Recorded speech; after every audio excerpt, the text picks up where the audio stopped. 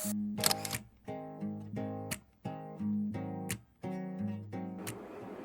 and good day everyone.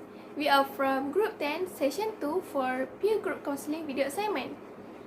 We will be presenting a role play of one-to-one counseling session that applies active listening techniques in the process. Before we proceed, let me introduce each of the members in this group.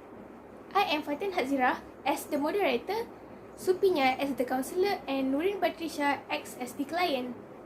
Amratu Husna, Fatin Farhana, and Nur Hidayah will be explaining on each of active listening techniques that exist and used by the counselor in their role play. Khairunisa Najiba will do a review based on the role play by Supinya and Nurin Patricia. Our video is edited smoothly by Nur Hidayah together with the subtitles to give better understanding to the audience about the storyline. First, let us hear the definition of active listening from Amiratul Husna.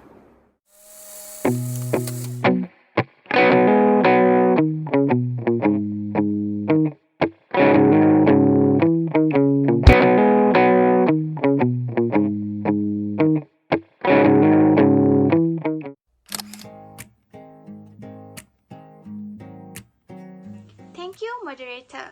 So, what is active listening? Active listening is the process by which an individual secures information from another individual or group. It involves paying attention to the conversation, not interrupting, and taking the time to understand what the speaker is discussing. The active element involves taking steps to draw out details that might not otherwise be shared.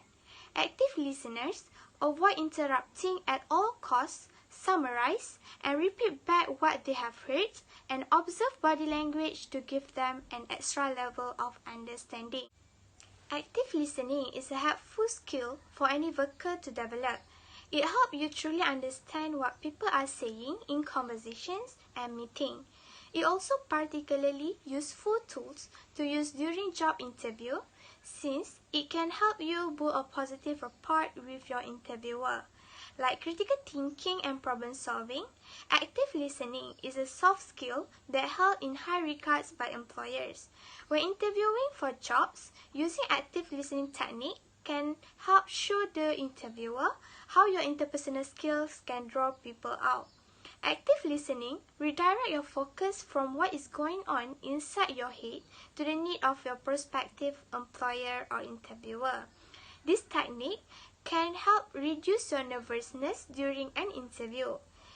How well you listen has a major impact on your job effectiveness and on the quality of your relationship with others. There are 5 techniques of active listening.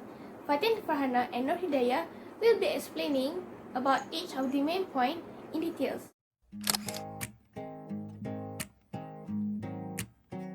To ensure patient would open up more easily and want to go more deeper in their story, counselor must master active listening techniques. Number 1, pay attention. You can show this by looking at your speaker, put aside distracting thoughts, and listen to speaker's body language. Always keep your eyes on the speaker and avoid looking at other people or objects in the room. Just be sure to keep your gaze natural rather than making the speaker feel intimidated or uneasy. You can look at other things from time to time, but not so frequently that it becomes noticeable. If you feel weird staring into a person's eyes, just look at their shoulders or other parts of their face instead. You have to put aside whatever else might be distracting you and make listening a real priority. Silence any technology and move away from distractions so that you can pay full attention to the other person. We must also notice the speaker's nonverbal cues. You listen expressions with your eyes, and part of that means you are noticing what's happening with the person visually, on their mood or their emotion that they are showing. Do they look nervous, frustrated, or annoyed? You can pick up on that by actively observing their nonverbal communication. Active listening techniques number 2, show that you are listening. You can show this by nodding occasionally, use facial expressions, note your posture, and use small verbal comments. Offering the speaker a few simple nods show that you understand what they are saying. A nod is helpful and does not necessarily communicate that you agree with the speaker, only that you are able to process the meaning of their message. Counselor must be aware of their facial expressions because face is the most expressive part of the body. We do not want our client to think that we are unapproachable, too serious, or disinterested. Small smiles can be used to show that the listener is paying attention to what is being said or as a way of agreeing or being happy about the messages being received. Combined with nods of the head, smiles can be powerful in affirming that messages are being listened to and understood. Make sure to use other facial expressions to show your empathy and you truly understand the speaker's feeling. We must apply Solove method in achieving good body language. A good example of body language in counseling session is by sitting while leaning towards the speaker will make us look ready to listen. Not crossing our leg because that can make us look unopen and not willing to listen to the speaker's problem. Show the other person that we are following them. It does not have to be full words. It might just be, yes, I see. Those little utterances keep us engaged and show the other person that we are following. Active listening technique number 3, provide feedback. You can show this by asking questions, paraphrase, and summarize. The listener can demonstrate that they have been paying attention by asking relevant questions or making statements that can help to clarify what the speaker has said. By asking questions, the listener also helps to reinforce that they have an interest in what the speaker has been saying.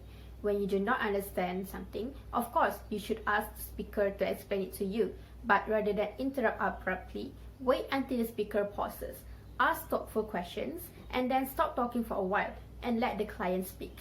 Show that you understand what the speaker is saying by reflecting the speaker's feeling. If the speaker's feelings are hidden or unclear, then occasionally paraphrase the content of message to show your understanding.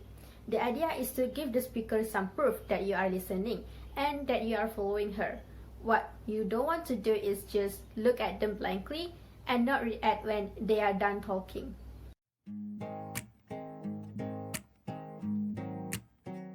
On to the next technique, defer judgment.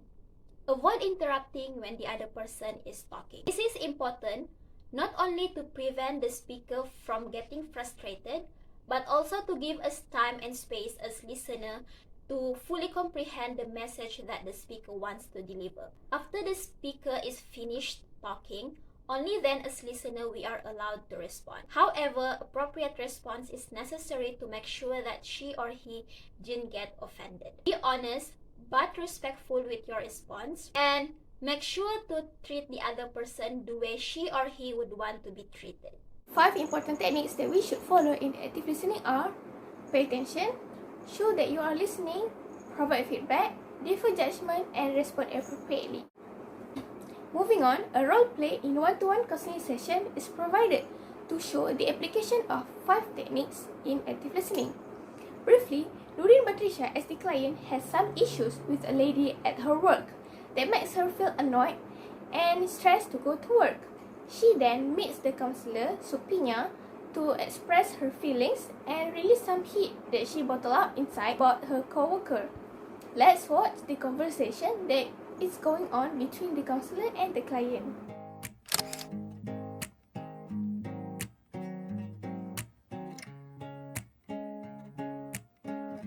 Hi Erin, it's good to see you. Hi, it's good to see you too.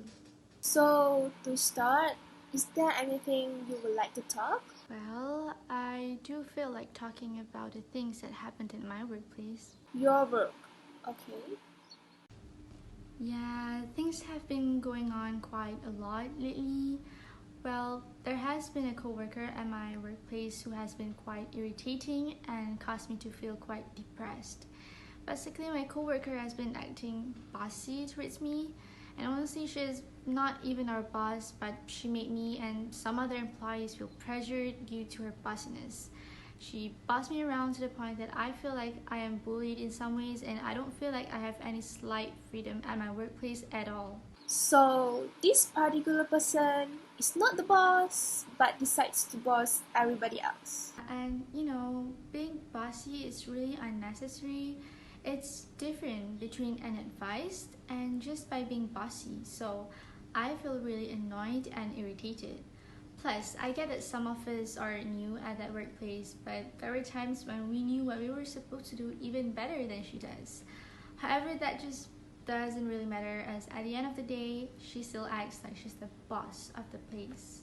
So this particular person is not just being a normal coworker, but she's being super duper bossy, and of course you get really irritated with her actions. Besides, you also think that you can do things better than she does, but it doesn't really matter because she was still acting like a boss at the end of the day. Yes, sometimes she bossed me around with the same task that she assigned to do, and sometimes she asked me to grab her a coffee or tea. Hence why I do feel like I am bullied in my workplace. I have honestly talked to our boss about it, and he seemed like he was going to do something about it, but it still seems like everything is still the same up till now. So she is not just assigning you tasks, but also asks you to grab for her some drinks. And of course, you feel like being bullied when she did that. And when you tell your boss seems that he will do something, but he did not do anything at the end. So, how about your relationship with other employees? I am in good terms with the other employees. Thankfully, she's the only employee that acts like that. But, well, she's my coworker still, so she disturbs my emotions almost every day. And some of us don't really get why she's not yet fired up till now, as I am not the only person who reported to the boss about her. So, you think that she should get fired? Yes, I go to work hoping I can just do my work peacefully, but on days that I found out I am scheduled around the same time with her, I just knew she would come around and ruin my day. It makes me want to give some excuses of sick or anything just to avoid working at the same time with her, but obviously I couldn't do that. I have a life and I need money, so quitting wouldn't guarantee me to have a better salary, so You don't like working the same shift as her, and you always try to give in excuses when you have to working together with her. But you cannot do that for too much, as you also need money to continue your life. yeah, but there were employees who could not stand her and decided to quit. If I understand correctly so far, it is not just you, but also your coworkers who is dealing with this particular person who is not the boss but acts like she's the boss. And it's annoying, in fact, that it makes everyone don't want to go work and eager to find different job. Yeah, when I think about going to work, I kind of feel like triggered.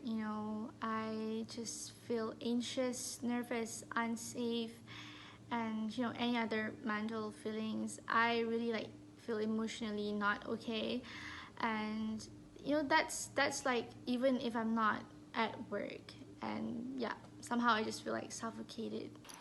I think we could try to deal with her by finding a new job because uh, it is not possible to control how a person behaves, and you certainly cannot tell your boss because he is not going to do anything at the end. So we could try our best to find a new job with a better salary. Okay? Great, thank you so much, and it's an honor to know you. That is the end of the role play between the counselor and the client. Let us hear some comments from Karonisa Najibah regarding the counseling session.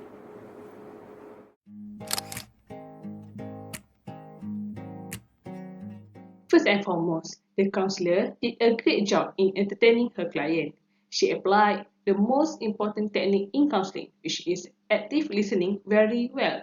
Besides, she also used all the techniques in active listening. She gave her attention to the client very well by looking at her client directly and understood the body language. Other than that, The counselor showed that she was listening to her client by nodding occasionally, even encouraged her client to continue with her stories with some small verbal comment such as and Lastly, the counselor even provided her feedback regarding the client's stories.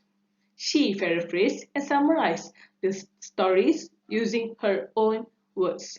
The counselor had also asked some questions to her client to clarify some important information. However, the counselor did a slight mistake.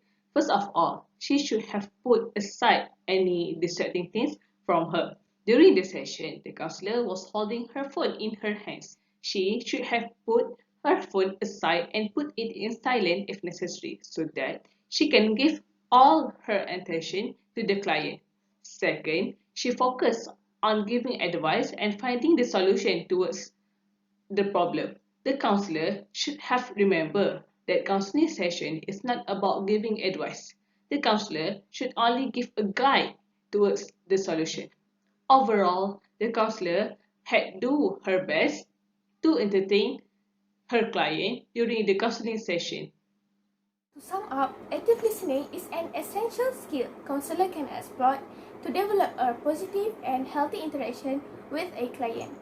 Active listening intentionally focuses on who are we listening to, whether in group or one-to-one session, in order to understand what he or she is saying. As the listener, we should be able to repeat back in our own words what they have said to their satisfaction. This does not mean we agree with, but rather understand what they are saying.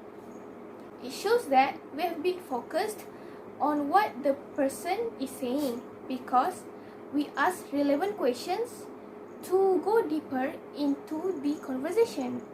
Active listening helps to demonstrate and build relationships.